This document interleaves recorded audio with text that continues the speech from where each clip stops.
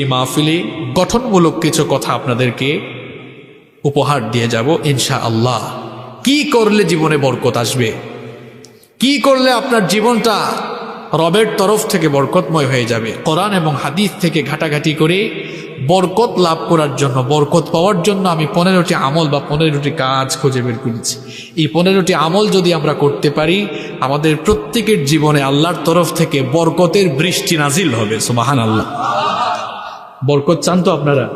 তাইলে বরকত পাওয়ার জন্য জীবনে আমরা 15টা কাজ করব। একটু জোরে আওয়াজ করে বলেন তো, কয়টা কাজ করব? আমি যেখানেই আলোচনায় যাই আপনারা জানেন যে কিছু শেখানোর উদ্দেশ্যে কথা বলি, তাই না? আপনারা যারা এখানে এসছেন, যাদের কাছে স্মার্টফোন আছে, আপনারা প্রয়োজনে নোট করে নিয়ে যাবেন, এগুলো কাজে লাগবে। ঘরে গিয়েও এগুলো নিয়ে আলোচনা করবেন যে হুজুর এসেছিল জীবনে বরকত পাওয়ার জন্য 15টি কাজ করতে বলে গিয়েছে। এই 15টি কাজ করলে আমাদের জীবনে বরকত দিবেন কে? চলেন শুরু করছি আমরা। নাম্বার 1, 1 নম্বর, জীবনে বরকত পাবে তারা তাকওয়া ভিত্তিক জীবন যাপন করবে যারা।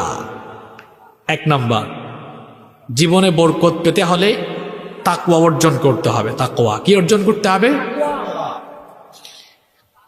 জীবনের মধ্যে বরকত পাবে তারা ঈমান এনে তাকওয়া ভিত্তিক জীবন যাপন করবে যারা।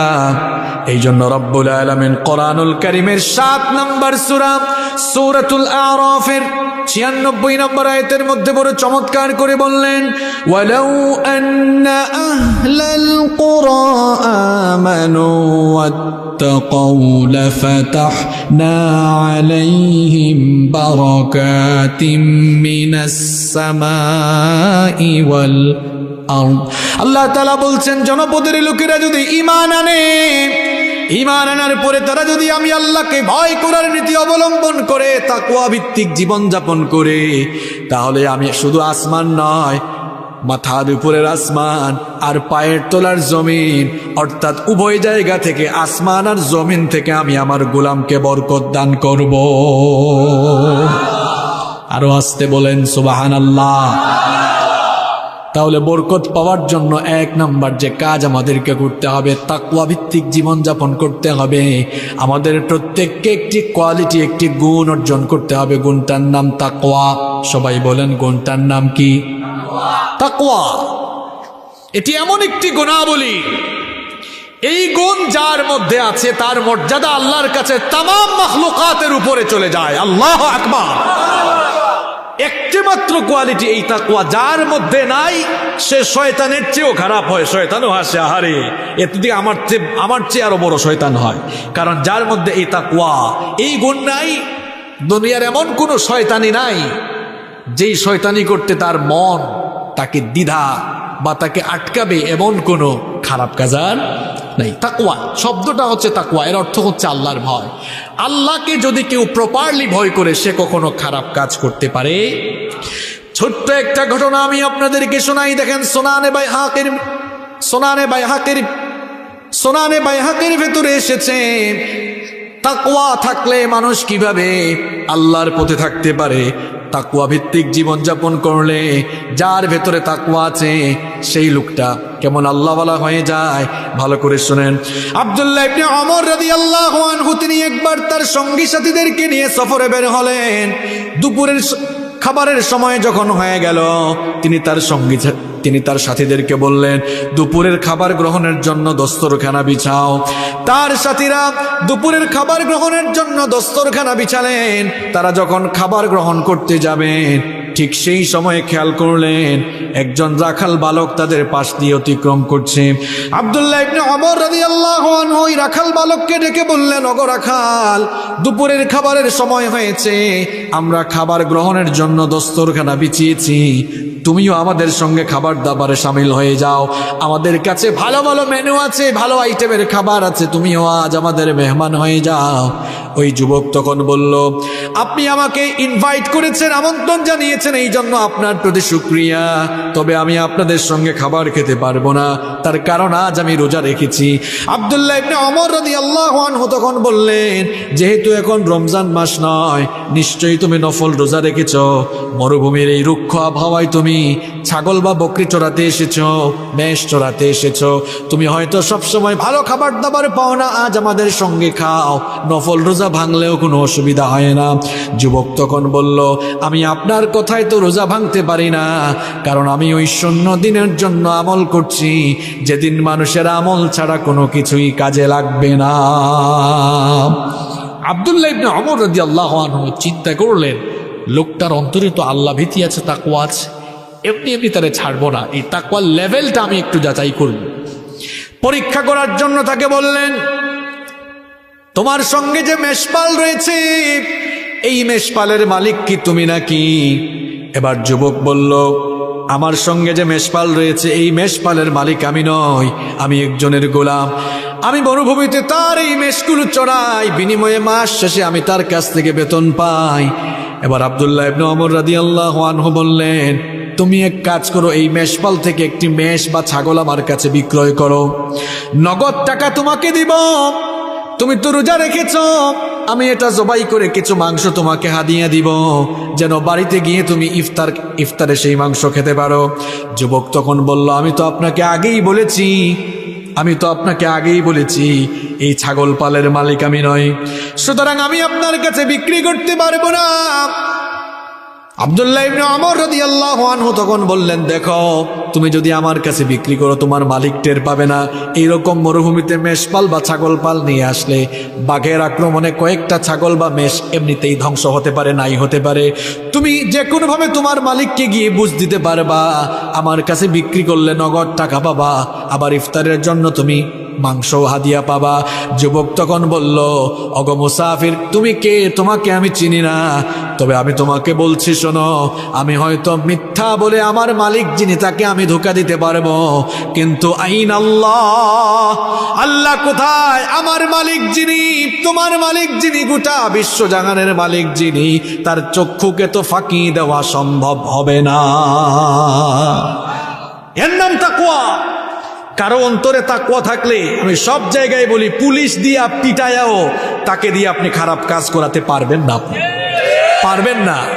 শুধু জেলখানায় মানুষ ঢুকালেই, চোর ডাকাত জেলখানায় ঢুকালেই ভালো হয়ে যায় না, মাঝে মাঝে এর বিপরীত চিত্র আমরা দেখি। পুলিশ মাঝে মাঝে আমরা বিপরীত চিত্রও দেখি, চোর জেলখানায় ঢুকে প্রমোশন পেয়ে ডাকাত হয়ে বের হয়, আছে না নাই? আপনি তাকওয়া ঢুকাইয়া দেন, কারো অন্তরে যদি তাকওয়া ঢুকাই দিতে পারেন, তাকে আপনি জোর করেও আর খারাপ কাজ করাতে বাধ্য করতে পারবেন। এ যুবক ভাইয়েরা, আজ আমাদের অন্তর থেকে তাকওয়া উঠে গেল কেন? রাতের বেলা যখন ঘুমাতে যাও, একা রুমে ঘুমাও, হাতের মধ্যে স্মার্টফোন আছে, তুমি মনে করেছো আমার আম্মু দেখে না, আব্বু দেখে না, ভাই বোন কেউ দেখে না। বলো তো, কেউ যদি নাও দেখে, একজন তো সব দেখেন, তিনি কে? তিনি দেখছেন। এই চিন্তা করে যদি কোনো যুবক রুমের ভেতরে দরজা বন্ধ করে যদি খারাপ কিছু মোবাইলে না দেখে, বুঝতে হবে যুবকের অন্তরে কি আছে। আরেকটু জোরে বলেন, তাকওয়া আছে। আর একা রুমে সুযোগ পেয়ে যদি কেউ কুকর্মে লিপ্ত হয়ে যায়, বুঝতে হবে তার অন্তরে কি নাই। আরো জোরে বলেন। কারো অন্তরে যদি তাকওয়া থাকে, সে কখনো ফোন থেকে খারাপ গান শুনবে না। গান শুনতে ইচ্ছে হলে ইউটিউবে ঢুকে ইসলামী গজল শুনবে, ইসলামী গান শুনবে, ওয়াজ শুনবে, তাফসীর শুনবে, কারণ অন্তরে তার ভয় কার? আর একটু জোরে বলেন, অন্তরে ভয় কার? যাদের অন্তরে আল্লাহর ভয় থাকে তারা কখনো দিনের পথ ভুলে যায় না। যাদের হৃদয়ে আছে আল্লাহর ভয়, তারা কবু পথ ভুলে যায় না। আল্লাহর প্রেম ছাড়াই দুনিয়ায় কারো কাছে কোনো কিছু চাই না, কারো কাছে কোনো কিছু চাই না।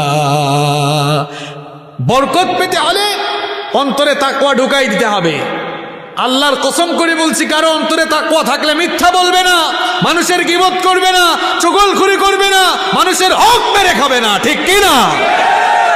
আর অন্তরে তাকওয়া নাই, সব আকাম কুকাম তারে দিয়া সম্ভব। এই জন্য আল্লাহ বলেছেন, বান্দারে তুমি যদি আমার তরফ থেকে বরকত চাও, তাকওয়াবান হয়ে যাও। তাকওয়াবান যারা হয়ে যাবে আল্লাহ তাদেরকে তার ওয়ালি বন্ধু বানিয়ে ফেলবেন। জোরে কোন সুবহানাল্লাহ। রব্বুল আলামিন বলছেন যারা তাকওয়া অর্জন করে ফেলবে দুনিয়া আখিরাতে তাদের কোনো টেনশন নাই। দুনিয়ায় আমি তাদের জীবনটাকে বরকতময় করে দেব, আখিরাতে আমি তাদেরকে নাজাত দিয়ে জান্নাত দিয়ে দেব।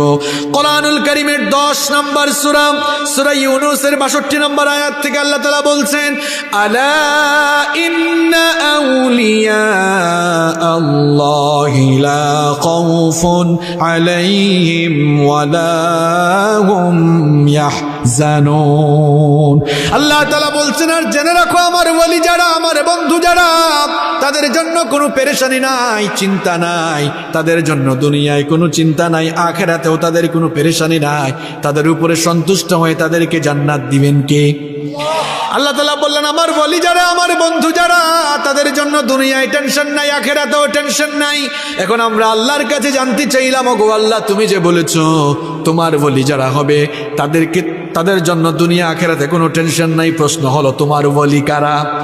আমরা মনে করি যার বাড়িতে খানকা আছে, যার বাপ দাদা পূর্বপুরুষদের কেউ ওলি ছিল, ওলির ঘরে ওলি হয়েছে, অথবা খানকা টানকা আছে, মাজার আছে, আমরা মনে করি ওলি হওয়ার জন্য খানকা লাগে, ওলি হওয়ার জন্য এটা সেটা লাগে।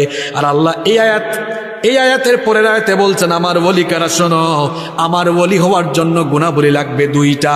জোরে কোন কয়টা? আসার সময় দেখলাম ঘোড়া আমার কাছে মিছিল দিছে, গলা ফাটাই ফেলছে। তাহলে এখানে কোরআনের মাহফিলে কি একটু কথা বলা যাবে না? আল্লাহ বলছেন আমার ওলি হতে হলে তোমাদেরকে গুণ অর্জন করতে হবে 2টা। জুড়ে বলেন কয়টা? আরো জোরে। আল্লাহ তাআলা বলছেন 2টা গুণ কি? শোনো, আল্লাযীনা আমানু ওয়া কানু ইয়াত্তাকুন। সুবহানাল্লাহ। আল্লাহ বলছেন 1 নম্বর আল্লাযীনা আমানু, যারা ঈমানদার হবে। বলবেন হুজুর আমাদের সাথে কমন পড়ছে, আমরা তো ঈমানদার। আপনি ঈমান আনার পরেও তো নামাজ পড়েন না, তার মানে আপনার ঈমান ঠিক নেই। আপনি ঈমান এনে মিথ্যা বলেন, অন্যায় অপকর্ম করেন, এটা হচ্ছে মৌখিক দাবিদার। ঈমানের মৌখিক দাবিদার আসলে সে ঈমানদার হতে পারে? আল্লাহ বলছেন আমার ওলি হতে হলে একেবারে পাক্কা ঈমানদার হওয়া লাগবে। মুখ দিয়ে যে ঈমানের দাবি করেছ, বাস্তবিক জীবনে এই ঈমানের সঙ্গে জীবন পরিচালনার মিল থাকা লাগবে। আল্লাহ বলছেন ওলি হবে তারা 1 নম্বর ঈমান আনবে যারা, 2 নম্বর ওয়াকানু ইয়াত্তাকুন, 2 নম্বর ঈমান আনার পরে ওয়াকানু ইয়াত্তাকুন, তাকওয়ার নীতি অবলম্বন করবে যারা। সুবহানাল্লাহ। তাহলে আল্লাহর ওলি হতে গেলে গুণ লাগে 2টা। 1 নম্বর ঈমান, 2 নম্বর তাকওয়া। 1 নম্বর ঈমান, 1 নম্বর 2 নম্বর। আল্লাহ বলছেন এই 2টা গুণ যারা অর্জন করে ফেলবে তাদের ব্যাপারে আল্লাহ সুসংবাদ দিচ্ছেন, লাহুমুল বুশরা ফিল হায়াতিদ দুনিয়া ওয়া ফিল আখিরাতি লা তাবদীলা লিকালিমাতিল্লাহ যালিকা হুয়াল ফাওজুল আযীম। আল্লাহ তাআলা বলছেন এই 2টা গুণ অর্জন করে আমার ওলি হবে যারা, দুনিয়া আখিরাতে সুসংবাদ পাবে তারা। এরপরে আল্লাহ বলছেন তাকওয়ার নীতি যারা অবলম্বন করবে জীবনে তো বরকত পাবেই পাবে। এর পাশাপাশি আমি তাদের জন্য আরেকটা কাজ করব। আল্লাহ অন্য আয়াতে বলেছেন ওয়া মাইয়াত্তাকিল্লাহা ইয়াজআল লাহু মাখরাজা ইলা আখিরিল আয়া। আল্লাহ তাআলা বলছেন যারা তাকওয়ার নীতি অবলম্বন করবে আমি তাকে সমস্ত বিপদ আপদ থেকে বাঁচিয়ে দিব। সুবহানাল্লাহ।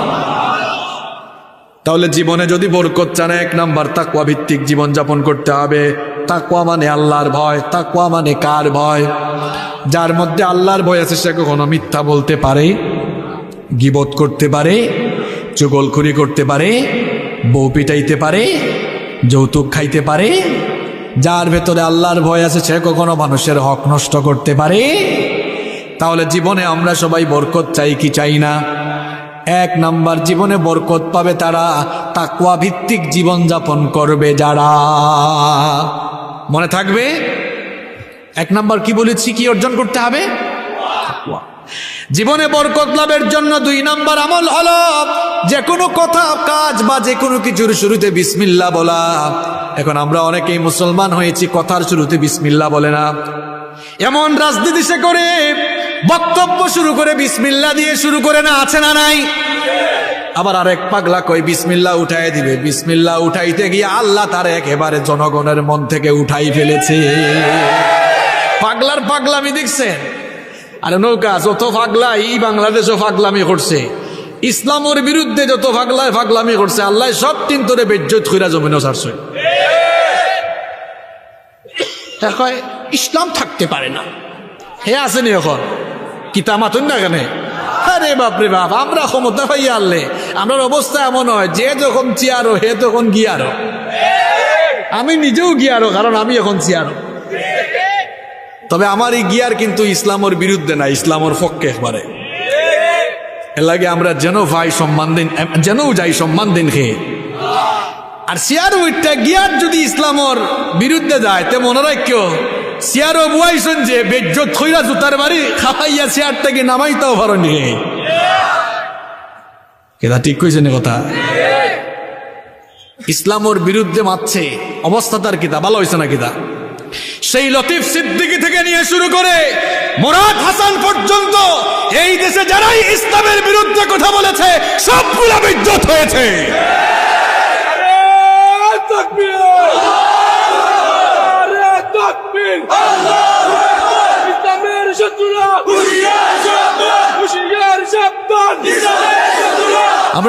আমরা অনেক সময় ক্ষমতা পেয়ে সামনে পেছনে, আমরা অনেক সময় ক্ষমতা পেয়ে সামনে পেছনে পুলিশ নিয়ে ঘুরে, আরে বাপরে বাপ কি যে একটা পার্ট নেই। মনে রাখবেন ক্ষমতা এমন জিনিস, যতদিন আছে দাম আছে, যখন নাই দাম কেমনে যায় জানেন? যতক্ষণ আছে পুলিশ দেখবেন হাত দিয়াও স্যালিউট দেয়, পাও দিয়া দেয়, আর যখন ক্ষমতা থাকবে না দেখবেন যে হাত পাও দিয়া স্যালিউট দিয়েছে বাইন দেয়া ওই হাত পা দিয়েই পিটাবে আবার। ইসলামের বিরুদ্ধে কথা বলেছে, যারাই ইসলামের বিরুদ্ধে কথা বলে এদেরকে তো কবর গ্রহণ করবেই না। দেখেন এই লোকটাকে পৃথিবীর 1 ইঞ্চি জমিনও এখন গ্রহণ করছে না। দেখছেন কারবার, যেখানেই যায় ফিরে আসে। জনগণের সামনে আসলে কি যে হবে, মানুষে তাদের কি করবে এটা আল্লাহ ভালো জানে, ঠিক কিনা বলেন? এই জমিন আপনাকে চিনতে হবে। এই বাংলাদেশে ইসলাম এসেছে ওলিয়া উলিয়ার মাধ্যমে। এই দেশে 90% মানুষ মুসলমান। এটা আলেম উলামার দেশ, এটা ইসলামের দেশ। এই দেশে ইসলামের বিরুদ্ধে গিয়ে কেউ টিকতে পারবে না।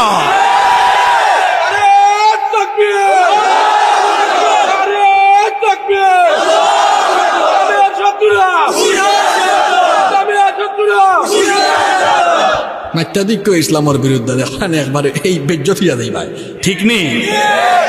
আর ইসলামের পক্ষে মাতলেও পক্ষে থাকলেও দাম দিন দিন বাড়ায় দিবা খে একই তারে ভাবাও যান না। পুলিশ লইয়া ঘুরছে এখন, হৌ পুলিশেও তুকার ফাইলে কিন্তু খবর আছে, ঠিক নেই? আমরা ইসলামের পক্ষে থাকবো না বিপক্ষে থাকবো? আল্লাহ আমাদেরকে কবুল করে নাও। জীবনে বরকত পাবে তারা 2 নম্বরে কথা কাজের শুরুতে সকল কাজে বিসমিল্লাহ বলবে যারা। আমরা অনেকে বক্তব্যের শুরুতে বিসমিল্লাহ বলতে পারি না। কে আপনার কণ্ঠকে চেপে ধরলো? কেন আপনার মুখ থেকে বিসমিল্লাহ বের হয় না? এজন্য আমার বাবারা, আমার ভাইয়েরা, বিসমিল্লাহর আমল করতে হবে। আপনি যখন কোনো খাবার খাবেন, নবীজি বলেছেন বিসমিল্লাহ বলে খাবারটা শুরু করো। খাবার যদি অল্প হয় খাবারের ভেতরে বরকত দিয়ে দিবেন কে? আর যে ব্যক্তি খাবারের শুরুতে বিসমিল্লাহ বলে, শয়তানও ওই খাবারে কোনো ভাগ বসাতে পারে না। আবার আমরা অনেক সময় ঘরের ভেতরে ঢুকার সময় বিসমিল্লাহ বলে ঢুকি না। এই জন্য দেখা যায় অনেকের ঘরের মধ্যেও জিন ভূত আছে না নাই? অনেকে গিয়া হুজুরের কাছ থেকে তাবিজ এনেছে, হুজুর তাবিজ দেন, ঘরের মধ্যে জিন ভূত আসর করতে পারে। আর নবীজি আমল শিখালেন, তাবিজের আমল না করে বিসমিল্লাহ পড়ো। দেখেন আমি আপনাদেরকে একটা চমৎকার হাদিস শোনাই। মুসলিম শরীফে এই হাদিসটি বর্ণিত হয়েছে। জাবির বিন আব্দুল্লাহ রাদিয়াল্লাহু আনহু এই হাদিসটি বর্ণনা করেছেন। তিনি বলেছেন, নবীজি বলেছেন, ইদা দাখালার রাজুলু বাইতাহু, যখন কোন লোক তার ঘরে ঢোকে, ফাযাকারাল্লাহু ইনদা দুখুলিহি ওয়া ইনদা তাআমিহি, ওই লোকটা ঘরে ঢোকার সময় যখন বিসমিল্লাহ বলে তখন শয়তান তার সঙ্গে ঘরে ঢুকতে পারে না। আবার লোকটা যখন খাবারের শুরুতে বিসমিল্লাহ বলে, শয়তান তখন তার চেলাপেলা সাঙ্গপাঙ্গদেরকে বলে, লা মাবিতা লাকুম ওয়ালা আশা, এই ঘরে তোমাদের থাকার জায়গা নাই, খাবারও জায়গা নাই, কারণ ঘরের মানুষ বিসমিল্লাহ পড়ে। সুবহানাল্লাহ। আর যেই লোক ঘরে ঢোকার সময় বিসমিল্লাহ বলে ঢুকে না, ওই লোকটার সঙ্গে ঘরের মধ্যে ঢুকে শয়তান। খাবারের শুরুতে যারা বিসমিল্লাহ বলে না, ওই খাবারে ভাগ বসায় শয়তান। এই জন্য কথা কাজের শুরুতে বা খাওয়ার শুরুতে আমরা বিসমিল্লাহ বলবো। রাজি আছেন? সকালবেলা ঘর থেকে বের হয়েছেন, কার নামে বের হবেন? বলবেন বিসমিল্লাহ, বিসমিল্লাহি তাওয়াক্কালতু। যানবাহনে উঠেছেন, আল্লাহর নামে উঠেন। দোয়াও তো আল্লাহ শিখিয়েছেন, বিসমিল্লাহি মাজরিহা ওয়া মুরসাহা ইন্না রাব্বি লাগফুরুর রহিম। সুবহানাল্লাযী সাখখারা লানা হাদা ওয়া মা কুন্না লাহু মুকরিনিন ওয়া ইন্না ইলা রাব্বিনা লামুনকালিবুন। আছে না নাই? তাহলে জীবনে বরকত পাওয়ার জন্য 2 নাম্বার কাজ, কথা কাজের শুরুতে আমরা মুসলমান হিসাবে সব সময় কি পড়ব? আরেকটু জোরে বলেন। কিতাব পয়েন্ট থাকবো নি মনে না? সালো আলোচনার শেষে সারাগুল্লা মনে থাকবো নি? কয়টা আমলের কথা বলেছি? 1 নাম্বার, 2 নাম্বার। মাশাআল্লাহ, এই এলাকা থেকে অনেক বিসিএস ক্যাডার বের হবে ইনশাআল্লাহ, স্মরণ শক্তি ভালো। 3 নাম্বার, জীবনে বরকত পাবে তারা 5 ওয়াক্ত নামাজের হেফাজত করবে যারা। আমরা অনেকে ঈমান এনেছি, ঈমানের দাবি করে এখনো আমরা নামাজে যাই না। কেমন ঈমানদার আপনি? একজন মানুষ ঈমান আনার পরে সে আসলেই খাঁটি ঈমানদার কিনা তা যাচাই করার প্রথম মাপকাঠি বা প্রথম মানদণ্ডের নাম হচ্ছে সালাত। আপনি ঈমানদার কিনা প্রমাণ হয়ে যাবে আজান হয়ে গেলেই। আপনি আজান হয়ে গেলে যদি সঙ্গে সঙ্গে মসজিদে যান, বোঝা যাবে এটা খাঁটি মোমেন, খাঁটি ঈমানদার। কারণ যার জীবনে নামাজ নাই তার আসলে ঈমানই নাই। কথা মোল্লার নয়, বলেছেন মুহাম্মদ সাল্লাল্লাহু আলাইহি ওয়াসাল্লাম। যার মধ্যে নামাজ নাই তার মধ্যে ঈমানও। মুয়াজ্জিন আজান দেওয়ার পরে যেই লোকটা মসজিদে যায় না, সে আল্লাহকে বুড়ো আঙ্গুল দেখায়। আপনি বলবেন হুজুর কেমনে দেখায়? এটা বোঝার জন্য আপনাকে আজানের দিকে খেয়াল করতে হবে। আমাকে সবাই একটু বলেন তো দেখি, প্রত্যেক দিন মুয়াজ্জিন নামাজে আসার জন্য আজান দেয় কয়বার? আর একটু জোরে বলেন। এবার আমাকে বলেন তো, আজানের প্রথম সেন্টেন্স, আজানের প্রথম বাক্য কি লা ইলাহা ইল্লাল্লাহ নাকি আল্লাহু আকবার? আল্লাহু আকবার। আল্লাহ যদি চাইতেন আজানের প্রথম বাক্য লা ইলাহা ইল্লাল্লাহ হতে পারতো কিনা? আল্লাহ যদি চাইতেন আজানের প্রথম সেন্টেন্স লা ইলাহা ইল্লাল্লাহ হতে পারতো, কিন্তু আল্লাহ আজানের প্রথম সেন্টেন্সটা দিলেন আল্লাহু আকবার। আল্লাহু আকবার। প্রশ্ন হলো, কি কারণে আজানের প্রথম সেন্টেন্স আল্লাহু আকবার? আল্লাহু আকবার এর সিগনিফিকেন্স কি, তাৎপর্য কি? এটা বুঝার জন্য আপনাকে অর্থের দিকে খেয়াল করতে হবে। এবার বলেন তো আমাকে, আল্লাহু আকবার, আল্লাহু আকবার অর্থ আল্লাহ সবচাইতে ছোট নাকি আল্লাহ সবচাইতে বড়? তাহলে মুয়াজ্জিন আজান শুরু করে আল্লাহু আকবার, আল্লাহু আকবার এই সেন্টেন্স দিয়ে আজান শুরু করে দুনিয়ার মানুষকে বুঝায়, দুনিয়ার মানুষকে জানায়, দুনিয়ার মানুষরা শোনো, আল্লাহ হচ্ছেন সবচাইতে বড়, আল্লাহর হুকুমটাও হলো সবচাইতে বড়। তার মানে মুয়াজ্জিন আল্লাহু আকবার বলার সঙ্গে সঙ্গে দুনিয়ার যে কোনো মানুষ যে কোনো কাজেই থাকুক না কেন, আল্লাহর হুকুমের চাইতে ওই কাজটা ছোট না বড়? তাহলে আজান হওয়ার পরে আপনি যে ফজরের নামাজের সময় ঘুমিয়ে থাকেন, জোহরের নামাজে আড্ডা দেন, আসরের নামাজে খেলাধুলা করেন, মাগরিবের নামাজে তামাশা করেন, এশার নামাজে আড্ডা দেন, বলেন তো আজান দিয়ে মুয়াজ্জিন জানায় আল্লাহ সবচাইতে বড়, আর আপনি নামাজে না গিয়ে বুঝান না আমার ঘুম বড়, আড্ডা বড়, তামাশা বড়, খেলাধুলা বড়। এজন্য আমি বলি, আজান শোনার পরে যারা মসজিদে যায় না, নামাজে যায় না, সে আল্লাহর সঙ্গে পাল্লা দিয়ে আল্লাহর সঙ্গে নাফরমানি করে। কারণ মুয়াজ্জিন তো বলল আল্লাহু আকবার, আল্লাহ সবচাইতে বড়, আর আপনি ফজরের নামাজে ঘুমাইলেন, বুঝাইলেন না আমার ঘুমটাই বড়। সবচাইতে বড় কথা হলো, দেখবেন আমার দেশে এরকম চিত্র আছে, আমার দেশে ফজরের নামাজের চাইতে জানাজার নামাজে মানুষ বেশি। কিও ফজরের নামাজটা কি নফল আর জানাজার নামাজটা কি ফরজে আইন?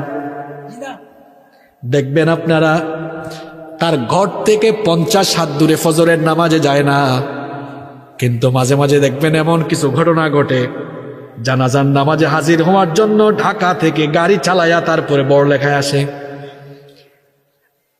তার এত জ্বালা উঠছে কেন, এত বিষ উঠছে কেন, এত গরজ উঠলো কেন? ঘর থেকে 50 হাত দূরে ফজরের নামাজে গেল না, কিন্তু 8-9 ঘন্টা জার্নি করে অনেকে জানাজার নামাজে যায়। এই বাটপারের মতলব কোথায়? মতলব হলো জানাজার নামাজের আগে বক্তব্য দেওয়ার সুযোগ আছে, ফজরের নামাজের আগে বক্তব্য দেওয়ার সুযোগ না। এই বাটপার, তোর ফজরের নামাজ কই রে? নইলে তুই জানাজার নামাজে 7-8 ঘন্টা জার্নি করে আসলি, তুই ফজরের নামাজে আসলি না কেন? অনেকে চাকরি করে, ব্যবসা করে, 9টায় দোকান খুলতে হবে বা 9টায় অফিসে ঢুকতে হবে। সবার হাতে এখন স্মার্টফোন আছে না নাই? ফোনের মধ্যে অ্যালার্ম অপশন আছে না নাই?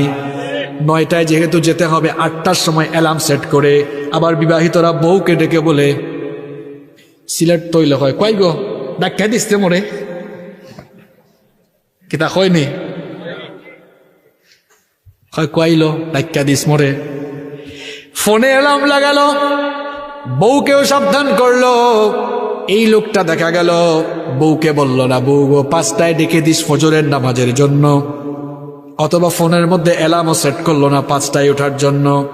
প্রশ্ন হলো, আপনি অফিসে ঠিক টাইমে যাওয়ার জন্য, দোকান ঠিক মতো খোলার জন্য 8টার সময় অ্যালার্ম দিতে পারেন, কারণ ঠিক মতো অফিসে না গেলে বস আমাকে বকাবকি করবে। কিন্তু বিশ্বজাহানের মালিক আল্লাহকে ভয় করে আপনি ফজরের নামাজে অ্যালার্ম দিতে পারেন না। তার মানে এই কথা দাঁড়ালো, তার মানে বোঝা গেল আপনার অন্তরের মধ্যে আল্লাহর ভয়ের চাইতে বসের ভয় অনেক বেশি। ইস, ঠিক কইলে ফজরের নামাজের সময় কই থাকো? ঠিক, সব বলে ঠিক, ঠিক নেই, এটাও ঠিক।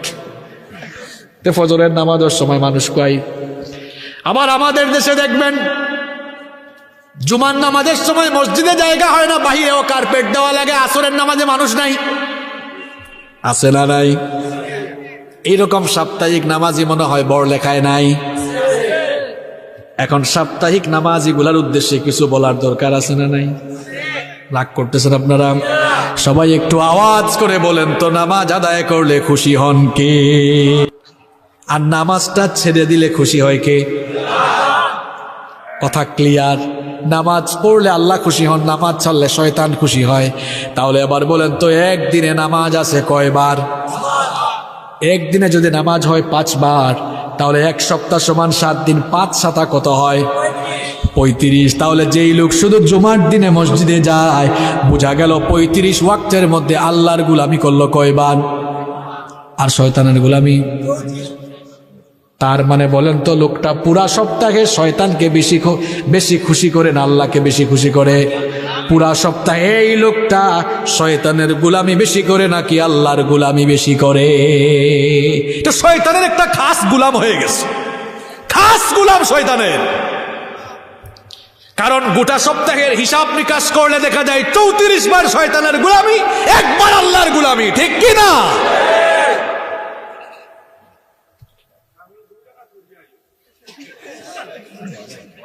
ইগুর 20 উঠে যায় আরো বেশি।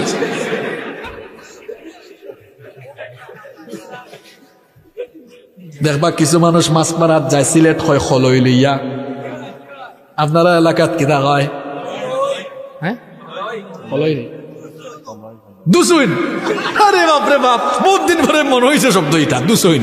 আচ্ছা, খলই হোক আর দুসুইন হোক, আচ্ছা কৌকা যাইন, মাছ মারাত গেলে খলইত বা দুসুইন মাছ তুইলে মাছে কিতা করে? খেনে ফেলায়, ফানিত যাইবার লাগে। মুনাফিকর স্বভাব হইল, হে মসজিদ আমাইয়া ও মাছর লাগান খালি ফালা, কত মিলে মসজিদ থেকে বানাইত। কিরা উঠি যায় তার, কিরা বুঝেননি আপনারা? যেমন খাও যায় মসজিদ, আর তার জান বাসেন না। আর শুক্রবার দিনও দেখা যায় ইমাম সাহেব তাল লাগে, ঠিক মতো কিছু কথা কইতে পারেন না, খালি কয় ইতার কথা কিতা আর কইতাম। হুজুর রাখলে এখন ঠিক মতো মসজিদে মারতেও পারেন না। কোনটা ঘটনা একটা মনে পড়ছে, কইতাম নি আমি। ইমাম সাহেব নয়া চাকরি হয়েছে মসজিদ, তাই হইলে আজ খুব ওয়াজ হল সুদর বিরুদ্ধে, খুব প্রস্তুতি লইছেন। মেম্বরও বইয়া আরম্ভ করছেন সুদর বিরুদ্ধে ওয়াজ, সভাপতি মারছেন খাওয়ানি। মানে তার খাওয়ানিটা বুঝাই না, হুজুর এটা কমন পড়ে গেছে আমার লগে। ইমাম সাহেবের চাকরি বাসে ইবার লাগে, চিন্তা করলাম বাপরে বাপ, মনে হয় কমনই পড়ছে যে খাওয়ানি শুরু হয়েছে। হয় না, সুদর ওয়াজ আজ করতাম না, আজকে ঘুষের ওয়াজ। তুরা বাদে সেক্রেটারি সাহেবের খাওয়ানি। ইমাম সাহেব হায় হায়, এটাও কমন পড়ে গেছে। না, আজকে ঘুষেরও ওয়াজ হইতো না, আজকে চাঁদাবাজির ওয়াজ, ঘটনাক্রমে এই মসজিদের কেশিয়ার এই এলাকার কুখ্যাত চাঁদাবাজ, হে খাওয়ানি মারছে বালা করে কয় ইমাম সাহেব ওখানে আজকে আর ওয়াজ হইতো না, ইলা আসেনি। মসজিদের মিম্বরে যিনি বসবেন কাউকে ভয় করে কথা বলা যাবে না, চাকরির ভয় করা যাবে না, কারো রক্তচক্ষুকে ভয় করা যাবে না। মসজিদের মিম্বরে বসলে হয় হক কথা বলতে হবে, নইলে মসজিদের মিম্বর ছেড়ে দিয়ে মাটি কেটে ভাত খাওয়া লাগবে। ওইটা আপনার জন্য মর্যাদার, যান মাটি কেটে ভাত খান, ওইটা মর্যাদার আপনার জন্য। মিম্বরে বসলে আপনাকে হক কথা বলতেই হবে। এখন আমরা আমাদের বাচ্চাদেরকে নামাজি কি আর বানাবো, আমরা নিজেরাই এখনো নামাজি হতে পারে নাই। এই জন্য বেনামাজিগুলোর জীবনে কোনো বরকত নাই। আল্লাহ বলেছেন জীবনে যদি বরকত চাও, রিজিকে যদি বরকত চাও, 5 ওয়াক্তের নামাজি হয়ে যাও। কোরআনুল কারীমের 20 নম্বর সূরা সূরাতুত তাহা এর 132 নম্বর আয়াতে আল্লাহ তাআলা তার নবীকে জানালেন, وَأْمُرْ أَهْلَكَ بِالصَّلَاةِ وَاصْطَبِرْ عَلَيْهَا لَا نَسْأَلُكَ رِزْقًا نَحْنُ نَرْزُقُكَ وَالْعَاقِبَةُ لِلتَّقْوَى। কথাটা কার? আল্লাহ তাআলা বললেন, ওগো নবী আপনি আপনার পরিবার বর্গকে নামাজের আদেশ দিন, আর নিজেও আপনি নামাজ কায়েম করুন, নামাজের উপর অবিচল থাকুন। এই যে আপনি নামাজ আদায় করেন, এই জন্য তো আমি আপনার কাছে রিজিক চাই না, বরং যারা নামাজ আদায় করবে আমি তাদেরকে রিজিক দান করব। সুবহানাল্লাহ। অর্থাৎ তাদের রিজিকে বরকত দিব। এর কারণে আপনারা দেখবেন বেনামাজিগুলো অনেক টাকা ইনকাম করে, এদের টাকায় বরকত নাই, ইনকামে বরকত নাই, এদের জীবনে বরকত নাই, কারণ তার জীবনে নামাজ নাই। দেখবেন অনেক ইমাম সাহেব 8-10 হাজার টাকা বেতন পায়, আরেকজন 8-10 লাখ ইনকাম করে, 8-10 লাখ কোন দিকে আসে কোন দিকে যায়, মাস শেষে বলে হুজুর আরো ঋণ আছে দোয়া করিয়েন, আর ইমাম সাহেবের ওই টাকা দিয়েই চলে যায়। কারণ টাকা অল্প হলেও লোকটা নামাজি মানুষ, ভালো মানুষ, তাকওয়াবান, এজন্য জীবনে বরকত ঢেলে দিয়েছেন কে? আমি আগেই বলেছি, ক্ষমতা দিয়ে টাকা দিয়ে বরকত পাওয়া যায় না, বরকত আসে কার তরফ থেকে? তাহলে জীবনে বরকত পাওয়ার জন্য 3 নাম্বার কাজ করতে হবে। 5 ওয়াক্তের নামাজ ঠিক মতো পড়তে, ওয়াজ শুনিয়া যায় 12টা পর্যন্ত, গিয়া ফজরের নামাজ খাজা করে, এইসব মানুষ নাই। আরো যদি বলেন, আবার আমার যুবক ভাইদেরকে যদি বলে যুবক ভাইরা নামাজে আসো, বলে হুজুর আমার এখনো বয়স হয় নাই। আমার কলেজার টুকরা যুবক ভাইদেরকে বলতে চাই, এই যে শয়তান আপনাকে পজিটিভলি ধোঁকা দিয়েছে, তোর এখনো বয়স হয় নাই, বুড়া হবি, এটা শয়তানের পজিটিভ ধোঁকা। এই ধোঁকায় খবরদার, এই ধোঁকায় পড়া যাবে না, শয়তানের এই ফাঁদে পড়া যাবে না। মনে রাখতে হবে, আমার আপনার মতো কত যুবক হঠাৎ করে মারা গিয়েছে, আছে না নাই? দুনিয়াতে আসার জন্য সিরিয়াল আছে, কিন্তু যাওয়ার জন্য কোনো সিরিয়াল নাই। আছে, there is no serial of death. মৃত্যুর কোন সিরিয়াল নেই। No one can escape from death, no one can live from death for. মৃত্যুর থাবা থেকে কেউ রেহাই পাবে না। Every soul will take the test of death. প্রত্যেককেই মরণের স্বাদ আস্বাদন করতে হবে। এই মরণের কোনো সিরিয়াল নাই, আসার জন্য সিরিয়াল আছে, যাবার কোনো সিরিয়াল নাই। দেখেন আমার যুবক ভাইদেরকে বলি, দুনিয়াতে আপনার দাদা আগে এসছে, এরপরে আপনার বাবা, এরপরে আপনি। আসার বেলা সিরিয়াল আছে, যাওয়ার বেলা সিরিয়াল নাই। মাঝে মাঝে দেখবেন এমন করুণ চিত্র দেখা যায়, নাতির লাশ দাদা কবরে নামায়, আছে না নাই? চোখের পলকে তুমি হতে পারো লাশ, চিরতরে বন্ধ হবে তোমার নিঃশ্বাস। চোখের পলকে তুমি হতে পারো লাশ, চিরতরে বন্ধ হবে তোমার নিঃশ্বাস। হবে এলান তোমারই নাম মসজিদের মাইকে, বাড়িওয়ালা নাই রে বাড়ি নাই রে দুনিয়াতে, বাড়িওয়ালা নাই রে বাড়ি নাই রে দুনিয়াতে, বাড়িওয়ালা নাই রে বাড়ি নাই রে দুনিয়াতে, বাড়িওয়ালা নাই রে বাড়ি নাই রে দুনিয়াতে। এই বাড়ি গাড়ি সব থাকবে, আপনি বাড়িওয়ালা গাড়িওয়ালা থাকবেন না। এই যে আপনি সামান্য বাড়ি গাড়ি জীবনের সুখ সম্ভোগের জন্য আপনি যে নামাজ ছেড়ে দিচ্ছেন, আপনি আপনার ছেলে মেয়েকে গাড়ি দিয়ে যাওয়ার জন্য, বাড়ি করে যাওয়ার জন্য নামাজে যান না ঠিক মতো, আপনার নেক্সট জেনারেশন আপনাকে মনে রাখবে না। একটা উদাহরণ দিই, আপনি আপনার দাদার নাম বলতে পারবেন, দাদার নাম ওখানে অনেকে বলতে পারবেন না। আরেকটু উপরে যদি যাই, যেমন আমি আমার দাদার বাবার নাম জানি না, আপনাদের কথা কি বলবো, আমি নিজে আমার দাদার বাবার নাম জানি না। হয়তো উনি 150 বছর আগে হয়তো চলে গিয়েছে, 160-70 বছর আগে। আপনাদের মধ্যে কেউ যদি দাদার বাবার নাম জেনেও থাকেন, আমি যদি বলি দাদার দাদার নাম কি, কেউ পারবে? আর তার মানে 200 বছর আগে আপনার পূর্বপুরুষ কারা ছিল আপনি জানেন না। এই কথাটা কেন বললাম? দেখেন, আমাদের পূর্ববর্তী প্রজন্মের কথা আমাদের মনেও নাই, তাদের কথা বলিও না, তাদের জন্য অনেক সময় দোয়াও করি না। আপনি নিজের ছেলের জন্য, মেয়ের জন্য, গাড়ি বাড়ি করার জন্য 5 ওয়াক্তের নামাজে যান না, এরাই দেখবেন আপনাকে খাটিয়ায় করে কবরে সয়ে আসবে। এরপরে 2-3 জেনারেশন পরে কেউ আপনার নামও দুনিয়ায় মনে রাখবেন। কার জন্য কি করছেন মিয়া আপনি? আপনি দুনিয়ার শ্রেষ্ঠ বোকা। কেউ মনে না রাখলেও আপনার আমল কিন্তু আপনাকে মনে রাখবে। আপনি কবরে যাবেন, কবরে আলো নাই, বাতি নাই, সাথী নাই, এই আমলগুলো আপনার সাথী হয়ে যাবে। সুবহানাল্লাহ। জীবনে যদি বরকত চান, আখেরাতে নাজাত চান, 5 ওয়াক্তের নামাজ ঠিক মতো আদায় করতে হবে। আমার যুবক ভাইরা পারবেন তো ইনশাল্লাহ? যুবক ভাইরা নামাজ ছাড়বে না? ইনশাল্লাহ ছাড়বনি না, ছাড়তাম না। হ্যাঁ, ভালো করে খাওয়া লাগবো। আজ থেকে আমরা আরো নামাজ ছাড়বো। কে কে হাত তুলেন? মাশাআল্লাহ, আল্লাহ রে হলি হাত তুলছেন। ওই অসুবিধা নাই, তাই ভুল করে হাত তুলছেন, অসুবিধা কিটা? শোনেন, আল্লাহ আর মানুষের মধ্যে তফাৎ দেখেন। মানুষ অপরাধী পাইলে শাস্তি দেয়, আর আল্লাহ অপরাধী খুঁজেন ক্ষমা করে দেওয়ার জন্য। পার্থক্য দেখেন। আর আল্লাহ বাহিরের টানেন, আল্লাহ ভেতরের টানেন। দেখবা মানুষ মারা গেলে লাশ সামনে তুই হয়, এন কিলা আসলা, এখন যে বালা আসলাম মাঝখানে হে যে কিলা জুর আর সামার আসিল আমি না জানি। আল্লাহ কিন্তু বাহিরেরটা নিবেন না, নিবেন কোনটা? ভেতরেরটা। আমরা অনেক সময় খুব ভাবসাব নিয়ে চলাফেরা করি, মানুষ সালাম দেয়, পেছনে গিয়া যে সালা বলে গালি দেয়, এটা তো আপনি জানেন না। আল্লাহ কিন্তু ভেতরেরটা নেন, বাহিরেরটা নেন না। এই জন্য মানুষের মন থেকে ভালোবাসা পাওয়ার জন্য কথা বলতে হবে, কাজ করতে হবে, ঠিক কিনা? সবাই সবার দোয়ার দরকার আছে না নাই? তাহলে জীবনে বরকত পাবে তারা 5 ওয়াক্তের নামাজি হবে যারা। আল্লাহ আমাদের সবাইকে নামাজি বানিয়ে দেন। আজ থেকে আর কোনোদিন আমৃত্যু মরার আগ পর্যন্ত আমরা নামাজ ছাড়বো না। কে কে একটু হাত তুলে আল্লাহকে দেখান? মাশাআল্লাহ, লিল্লাহি তাকবীর। হাতগুলো নামান, আল্লাহ কবুল করেন। তাহলে কয়টা বলে ফেলছি? 3টা। 15টা শুনবেন তো ইনশাআল্লাহ, বাকিগুলো শর্ট আছে, লম্বা না। 4 নাম্বার, জীবনে বরকত পাবে যারা সাহিবুল কোরআন, কোরআনের সাথী হবে যারা। এই কোরআনটা নিজেই হলো বরকতময় কিতাব।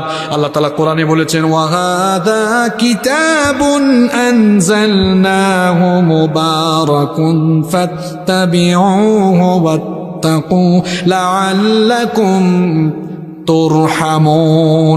আল্লাহ তাআলা বলছেন, ওগো আমার হাবিব, এটি হচ্ছে এক বরকতময় কিতাব যা আমি আপনার উপরে নাজিল করেছি, তারা যেন এর অনুসরণ করে। আবার অন্য আয়াতে আল্লাহ বলেছেন, কিতাবুন আনজালনাহু ইলাইকা মুবারাকুল লিয়াদাব্বারু আয়াতিহি ওয়া লিয়াতাযাক্কারা উলুল আলবাব।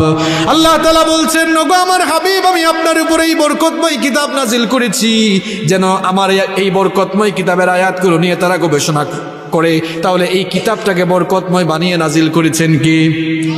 এই কিতাবের বরকতটা কেমন আমি আপনাদেরকে শর্টলি বুঝাই। আমরা সবাই জানি বছরের মধ্যে মাস আছে 12টা। জোরে কোন কয়টা? এই 12টা মাসের মধ্যে সবচাইতে মর্যাদা সম্পন্ন মাস কোনটা? রমজান মাস। যদি প্রশ্ন করি এই রমজান মাস কিসের কারণে, কিসের বরকতে এত দামি, উত্তর হলো কোরআনের কারণে। কিসের কারণে? আবার দেখেন, বছরের মধ্যে রাত আছে 365টা। আমি যদি জিজ্ঞেস করি 365টা রাতের মধ্যে সবচাইতে বরকতময় রাত কোনটা? লাইলাতুল। কিসের বরকতে? দেখেন কাঠ দিয়ে টেবিল বানানো হয়েছে, টেবিলে আমার পা লাগতেছে, আমি কি সালাম করতেছি নাকি? চুমুও খাচ্ছি না, সালামও করছি না। কিন্তু ছোট্ট কাঠের দুইটা টুকরা দিয়ে যখন রেহাল বানিয়ে সেই রেহালের উপরে কোরআন রাখা হয়, রেহালের সঙ্গে পা লাগলে বা হাত থেকে পড়লে মানুষ মুখের সামনে নিয়ে চুমু খায়, বুকের সঙ্গে জড়িয়ে ধরে। প্রশ্ন হলো, এত বড় টেবিল পায়ে লাগলে সালাম করে না, ভক্তি করে না, কিন্তু ছোট্ট রেহালের উপরে কোরআন রাখা হলে ওই রেহালের প্রতি মানুষের এত সম্মান কদর বাড়ে কিসের বরকতে? আলমারিতে কাপড় আছে, টান দিলে কাপড় যদি পায়ের তলায় পড়ে কেউ চুমু খায় না, ভক্তি করে না, সম্মান করে না। কিন্তু ছোট্ট কাপড়ের টুকরা দিয়ে গিলাফ জিলবাব বা বস্তনি বানানো হলে সেই বস্তনি হাত থেকে পড়লে মানুষ চুমু খায়, বুকের সঙ্গে জড়িয়ে ধরে। প্রশ্ন হলো, কিসের বরকতে এই কাপড়ের দাম বাড়লো? তাহলে কোরআনের বরকতে যদি এগুলোর দাম এত বেশি বাড়ে, আমি আপনি যদি আল্লাহর কোরআনটা শিখি, কোরআনটা পড়ি, কোরআনটা মানে কোরআনটা বুঝি, আমাদের দামও বাড়িয়ে দিবেন কি? সবচেয়ে আশ্চর্যের ব্যাপার হলো, মানুষ তো তাফসীর মাহফিলে আসে, কোরআনের মাহফিলের আয়োজনও করে, কিন্তু কোরআনটা এখনো শিখে নাই। বাবারে, আপনি কোরআনটা এখনো শিখলেন না। আমার যুবক ভাইরা, কোরআনটা এখনো শিখলেন না। এই কোরআন তো আমাদের লাইফের জন্য আল্লাহ কম্পালসারি করে নাজিল করেছেন, কিন্তু আমরা এটাকে আমাদের লাইফের অপশনাল ম্যাটার বানিয়ে ফেলেছি। এর কারণ আমরা এই কোরআনের ভ্যালু বুঝি নাই, এর মর্যাদা বুঝি নাই। এই কোরআন, এটি কি দুনিয়ার কোনো নামি দামি ব্যক্তির অফিস থেকে আসা কিংবা আমেরিকার হোয়াইট হাউস থেকে আসা কোনো কিতাব? এই কিতাব যার অফিস থেকে এসেছে, যার দফতর থেকে এসেছে, তিনি কে? মর্যাদা বুঝেন নাই আপনি এই কিতাবে। আপনার ঘরে যে কিতাব আছে, এই কিতাবের মর্যাদা আপনি এখনো বুঝেন নাই। উদাহরণ দেবার জন্য একটা কথা বলি। মনে করুক আপনার আর গাঁৱত এক চাচা, বুড়া মানুষ, তাই ইংরেজি বুঝেন না। এখন সুপ্রিম কোর্ট থাকে, সুপ্রিম কোর্ট চিনেন নি আপনারা? কয় ফোর্সে, বন্দর বাজার না জিন্দা বাজার? হ্যাঁ, ঢাকা। সুপ্রিম কোর্টটা কি চিঠি এখানে আইছে, খামর ভিতরে হারাইল। এখন জেন চিঠি লই আইছেন, আইতে আইতে রাইত বাজছে 12টা। এই নিয়ে কইছেন, ও নবাস আসা সুপ্রিম কোর্টটা কি কিতা এখন আইছে, দেখো তুমি ফুরিয়া বেটা। এখন কিতা কই থেকে আইছে? Supreme court. আরে বাপরে বাপ, ইখান শোনার বাদে জানো ফানি আছে নি? আর টেনশন বাড়ছে না কমছে? চিঠি দিয়া বিচারা গেছে কি, মনে মনে ভাবছে বাংলাগুলো হইব না, বারোখানে দেখে সব ইংলিশ। চাচাই তো ইংরেজি পারেন না, লাগাবাড়ির এক বাতি যায় ইংরেজি পারেন।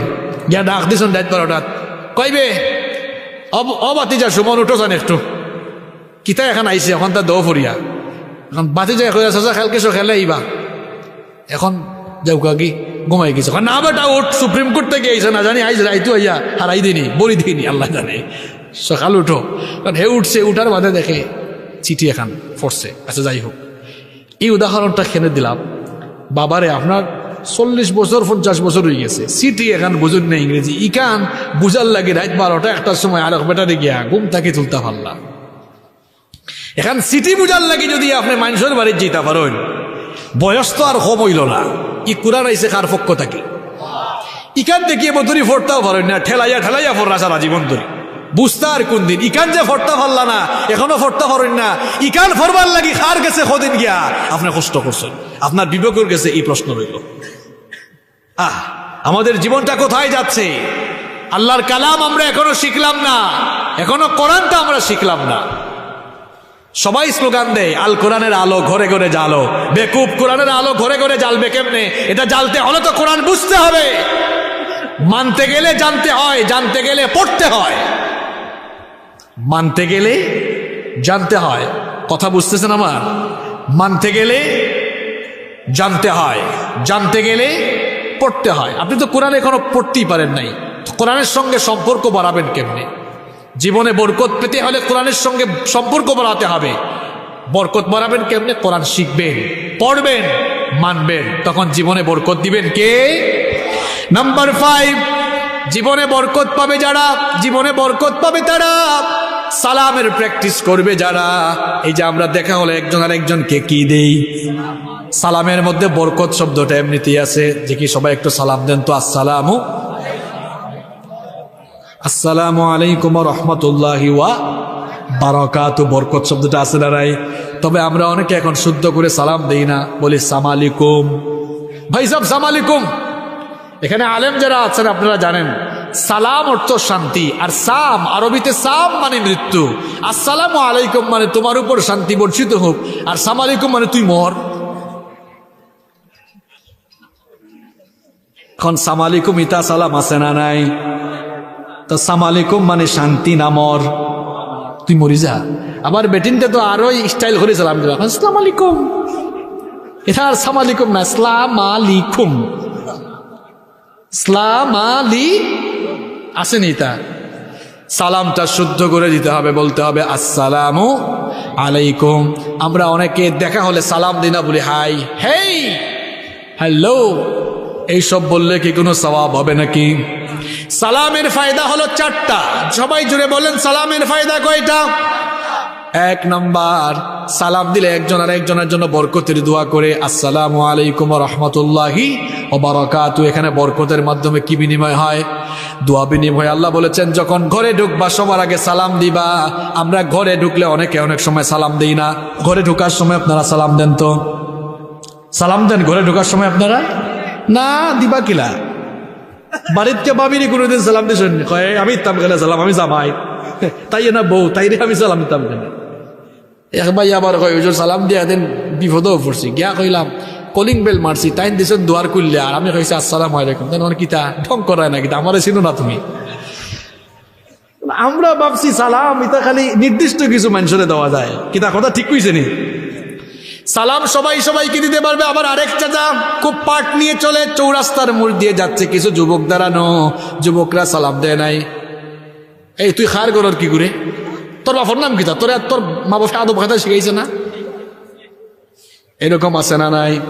চাচা আমি আপনাকে বলি, আপনি ওই যুবককে ধমক না দিয়ে যদি নিজেই যুবককে সালাম দিতেন, আপনি দেখতেন এই যুবক এরপর থেকে আপনাকে 1 কিলোমিটার দূরে দেখলেই প্রস্তুতি নেবে, আরে বাবা চাচা সাংঘাতিক, আগে সালাম দেয়, উনি আসার আগে আমি সালামটা দিয়ে দেব। এক সালাম একদিন দিলে, ধমক না দিয়ে সালাম দিয়ে দিলে সালামের তালিম হইতো কি হইতো না? তাহলে সালামের 4টা উপকারিতা। 1 নাম্বার, সালাম দিলে বরকতের দোয়া হয়। 2 নাম্বার, সালাম দিলে বরকত নাজিল হয়, কারণ সালামের মধ্যে বরকত আছে। 3 নাম্বার হলো যেই ব্যক্তি সালাম দিবে এবং যাকে সালাম দিবে এদের জন্য জিম্মাদার হয়ে যাবেন কি? আরেকটু যদি বলেন জিম্মাদার হয়ে যাবেন কি? সালামের এই বললাম 3টা উপকার। আর সালামের 4 নাম্বার ফায়দা হলো যেই ব্যক্তি সালাম দিবে এবং যেই ঘরে সালাম দেওয়া হবে ওই ঘরের উপরে আল্লাহর রহমত নাজিল হবে। সুবহানাল্লাহ। তাহলে জীবনে বরকত পাওয়ার জন্য আপনারা সালাম দিবেন তো। এরপরে নাম্বার 6, জীবনে বরকত পাবে তারা মা বাপ এবং মা বাবার খেদমত করবে যারা, এবং আত্মীয় স্বজনের খোঁজ খবর নিবে যারা। অনেকে আছে নিজের মা বাবার খোঁজ খবর রাখে না, মা বাবার সঙ্গে বেয়াদবি করে, মা বাবার ঠিক মতো খেদমত করে না। অবশ্য এই জন্য কিছু মা বাবারাও দায়ী। আমরা বিভিন্ন জায়গায় মাহফিলে গেলে মা বাপ বলে হুজুর একটু পিতামাতার খেদমতের ওয়াজ করেন, আমাদের ছেলেমেয়েরা কথা শুনে না। অবস্থা হলো ওই বেকুবের মতো, এক বেকুব গাছ না লাগাইয়া ফলের আশা করে বসে আছে। গাছ না লাগিয়ে ফলের আশা করা যেমন বোকামি, ঠিক তেমনি ভাবে সন্তানের হক আদায় না করে ওই সন্তানের কাছ থেকে খেদমতের আশা করাটাও বোকামি। বুঝলে বুঝভাতা, না বুঝলে তেজভাতা। আপনি আপনার ফুয়াফুরির হক আদায় করছেন না, এ করবো না আপনার খেদমত। সুন্দর এখন নাম রাখছেন না, কোরআন শিখাইছেন না, দেখছেন এখন নাম রাখার সিস্টেম। আরে বাপরে বাপ, যে তার নাম রাখা চলে। এখন ফুয়ান নাম রাখিচ্ছে বল্টু, নাট বল্টু নাম রাখা চলে। ছেলের নাম রাখছে সাগর। এই নয় কেউ সাগর থাকলে ভাই রাগ করে না, বলে এমন হুজুর আনছে কয় থেকে সব আমার উপরে ইয়া গেছেন। ছেলের নাম সাগর, মেয়ের নাম নদী। সাগর ছেলে বড় হয়ে টি শার্টে লিখছে সাগরের বুকে নদী। দেখছেন কারবার? এই যে লোকটা তার ছেলের নাম সাগর রাখলো, মেয়ের নাম নদী। নাম রাখার সিস্টেম বলছে যদি আল্লাহ এই লোকটার আরো কিছু ছেলে মেয়ে দেয়, আগের গুলার নাম যেহেতু হয়েছে সাগর নদী, পরের গুলার নাম হইতে পারে খাল, বিল, পুকুর, নদী, কুয়া। সিস্টেম তো এরকমই। আবার আরেকজন নাম রাখছে ছেলের নাম তুফান। এইসব নাম আছে না নাই? একজন জিগাইলো ভাই ছেলের নামটা তুফান রাখছেন কেন? কয় অবস্থা বুঝে ব্যবস্থা নিছি। কয় তার মানে বুঝলাম না। কয় তুফানের সময় হয়েছে এই জন্য তুফান। আবার অনেক জায়গায় মেয়ের নাম দেখবেন বৃষ্টি। বৃষ্টি মেয়ে আছে নাকি এলাকায়? আরে বাপরে বাপ, এই এলাকার এত মেয়ের খবর আপনার কাছে থাকে কেমনে? তো মেয়ের নাম বৃষ্টি। জিগাইলো বৃষ্টি রাখছেন কেন? কয় হুজুর এইটাও অবস্থা বুঝে ব্যবস্থা। বৃষ্টির সময় হয়েছে বৃষ্টি, বাবারে আপনি যে অবস্থা বুঝে ব্যবস্থা নেন। তুফানের সময় হয়েছে বলে তুফান, আর বৃষ্টির সময় হয়েছে বলে নাম যে রাখছেন বৃষ্টি। এখন আকাশ থেকে বজ্রপাত হওয়ার সময় যদি আরেকটা হয়, নাম কি রাখবেন নাকি ঠাডা পড়ছে? আপনি তো অবস্থা বুঝে ব্যবস্থা নিচ্ছেন। সন্তানের সুন্দর নাম রাখেননি, তাকে কোরআন হাদিস শিখাননি, তার হক আপনি আদায় করেননি, সময় দেননি। অ লেভেল এ লেভেলে পড়িয়েছেন, সায়েন্স কমার্সে পড়িয়েছেন, হ্যাঁ আপনি পড়াতে পারেন, কিন্তু মনে রাখবেন সন্তানকে শিক্ষাদানের ক্ষেত্রে সব কিছু শেখাবেন, পরে আল্লাহর কোরআন আগে। অ আ ক খ এবিসিডি পড়ে আলিফ বা তা তা আগে, সব তো শিখাই ফেলছেন। ব্যারিস্টারি পাস করিয়েছেন, ডাক্তার হয়ে গিয়েছে, ইঞ্জিনিয়ার হয়ে গিয়েছে, হ্যাঁ হতে পারবে, অসুবিধা নেই। আপনার ছেলে ডাক্তার হোক ইঞ্জিনিয়ার হোক, কিন্তু সবার আগে তাকে কোরআনটা শিখাই দেন। যদি সবার আগে কোরআন শেখানোর পরে ডাক্তার বানান, এটা নামাজি ডাক্তার হবে, এসব কসাই ডাক্তার না হয়ে মানবতার ডাক্তারই হবে, ঠিক কি না? ইঞ্জিনিয়ার বানান অসুবিধা নাই, নামাজি ইঞ্জিনিয়ার হবে যদি সে কোরআনটা আগে শিখে। আপনি তাকে আইনজীবী বানান, সবার আগে কোরআন শিখান, দেখবেন ভালো আইনজীবী হবে। নইলে কিপ ইন ইউর মাইন্ড, কোরআন না শিখে সব শিখাবেন, মনে রাখবেন the old home is waiting for you. আপনার মতো বাবা আর আপনার মতো মায়ের জন্য বৃদ্ধাশ্রম অপেক্ষা করছে। উফরে দি সেফ মারলে এটা জেলা নিজের উফরে পড়ে, ঠিক সন্তানের হক আদায় না করলে এই সন্তানের জুলুমর শিকার হওয়া লাগে। আগে আপনি সন্তানের হক আদায় করেন মিয়া, এরপরে খেদমতের আশা করেন। সন্তানের হক তো আপনি আদায় করেন নাই, এই জন্য আমি বলেছি ওয়াজ উল্টায়া দেন। এতদিন হয়েছে ওয়াজ মা বাবার খেদমতের ওয়াজ, এখন সব জায়গায় ওয়াজ হবে সন্তানের হক আদায়ের ওয়াজ। সিরিয়ালি যাওয়া লাগবে, হক আদায় করবেন, খেদমতের আশা করা লাগবে না। এই ছেলে মেয়ে আপনার এমনি খেদমত করবে। আপনারা আজ পর্যন্ত শুনছেন কোনো আলেম তার মা বাপকে ঘর থেকে পিটাইয়া বের করে দিছে? শুনছেন কেউ? ডাক্তার ইঞ্জিনিয়ার বের করে দিছে, এমন খবর আমরা পত্র পত্রিকায় কম পাই না বেশি পাই। আলেম করে না, কিন্তু ওরা করে কেন? কারণ আলেম কোরআনটা পড়েছে, কোরআন পড়তে গিয়ে দেখেছে আল্লাহ বলেছেন খবরদার তোর মা বাবার সঙ্গে ঝগড়া করিস না, মা বাবার সঙ্গে রাগ করে কথা বলিস না, বরং মা বাবার সঙ্গে কথা বলবি কেমনে? শোন, ওয়া কুল লাহুমা কওলান কারীমা, সম্মানজনক ভাষায় মা বাবার সঙ্গে কথা বলতে হবে। আদেশটা কার? জোরে বলেন, আদেশটা কার? কোরআন শিখান সন্তানকে। আর ওয়াজ করাইয়া সন্তানদেরকে ভালো বানানো লাগবে না, হক আদায় করলে এই সন্তানগুলো অটোমেটিক ভালো হয়ে যাবে। এগুলোকে চরিত্রবান বানায় দিবেন কি? জীবনে বরকত পেতে হলে মা বাবার খেদমত করতে হবে। আমার ভাইদেরকে বলবো, মা বাবার কাছে আমরা ঋণী কম না বেশি? এই মা বাবার খেদমত করেন, মনে রাখবেন মা বাবার খেদমত করবেন না, নিজের কপাল নিজে পোড়াবেন। আত্মীয় স্বজনের হক আদায় করেন। নবীজি বলেছেন, যেই ব্যক্তি আত্মীয়তার হক আদায় করে না, আত্মীয়তার সম্পর্ক ছিন্ন করে, আমি তার সঙ্গে সমস্ত সম্পর্ক ছিন্ন করে দিই। আবার অন্য হাদিসে নবীজি বলেছেন, কেউ যদি তার জীবনের মধ্যে, হায়াতের মধ্যে, উপার্জনের মধ্যে, সময়ের মধ্যে, এক কথায় তার গোটা জীবনের সব সেক্টরে যদি বরকত বাড়াতে চায়, সেজন্য তার মা বাপ এবং আত্মীয় সম্পর্ককে ঠিক রাখে। তাহলে বরকত দিবেন কে? আরেকটু জুড়ে বলেন, বরকত দিবেন কে? জীবনে বরকত পাওয়ার জন্য 7 নাম্বার আমল হলো সকাল সকাল কাজ শুরু করতে হবে। কারণ নবীজি সকালবেলা যারা কাজ শুরু করে তাদের বরকতের জন্য দোয়া করেছেন। আরো 1500 বছর আগে নবীজি দোয়া করেছেন, আল্লাহুম্মা বারিক লি উম্মতি ফি বুকুরিহা। নবীজি দোয়া করেছেন, ওগো আল্লাহ, ওগো আমার রব, আমার উম্মতের সকাল সকাল যারা কাজ শুরু করে তাদের কাজে বরকত দাও। অনেকে ঘুম থেকে 9টা-10টা বাজে ওঠে, তো কাজে বরকত পাবে কেমনে? সকাল সকাল ফজরের নামাজ শেষ করে যে কোনো কাজ শুরু করবেন, ওই কাজের মধ্যে বরকত দিয়ে দিবেন কে? নাম্বার 8, জীবনে বরকত পেতে হলে সব সময় আল্লাহর উপরে তাওয়াক্কুল করতে হবে। যে কোনো কাজ আপনি শুরু করেছেন, মনে রাখবেন আপনি কেবলমাত্র পরিশ্রম করেই, নিজের কষ্টে নিজের পরিশ্রম দিয়ে সফল হতে পারবেন না, সাহায্য লাগবে কার? এজন্য আল্লাহ বলেছেন, যে কোনো কাজে আমার উপর তাওয়াক্কুল করো। ওয়ামাই ইয়াতাওয়াক্কাল আলাল্লাহি ফাহুয়া হাসবুহ ইন্নাল্লাহা বালিগু আমরিহি ক্বাদ জাআলাল্লাহু লিকুল্লি শাইইন কদরা। আল্লাহ তাআলা বলছেন, যে ব্যক্তি আমার উপরে ভরসা করবে আমি তার জন্য যথেষ্ট। আল্লাহর উপরে কেউ যদি ভরসা করে, রিজিক নিয়ে টেনশন করা লাগবে না, রিজিকের ব্যবস্থা করে দিবেন কে? নবীজি বলেছেন, তোমরা যদি আল্লাহর উপরে তাওয়াক্কুল করার মতো তাওয়াক্কুল করতে পারো, পাখিকে আল্লাহ যেমনে খাবার দেন তেমনি আল্লাহ তোমাদের রিজিকের বন্দোবস্ত করে দিবেন। আপনাদের হাকালুকি হাওয়ারে গেলে দেখবেন পাখি গাছের ডালে ডালে আছে না নাই? খুব সুন্দর দৃশ্য। এই যে আপনারা দেখেন পাখিগুলো আকাশের মধ্যে উড়ে, সকালবেলা পাখি তার বাসা থেকে বের হয় একেবারে খালি পেটে ওই পাখিটা বাসা থেকে বের হয়, সারাদিন উঠতে উঠতে ঘুরতে ঘুরতে সন্ধ্যাবেলায় যখন তার বাসায় ফিরে আসে, তাকে পেট ভরাইয়া বাসায় ফিরাইয়া দেন কে?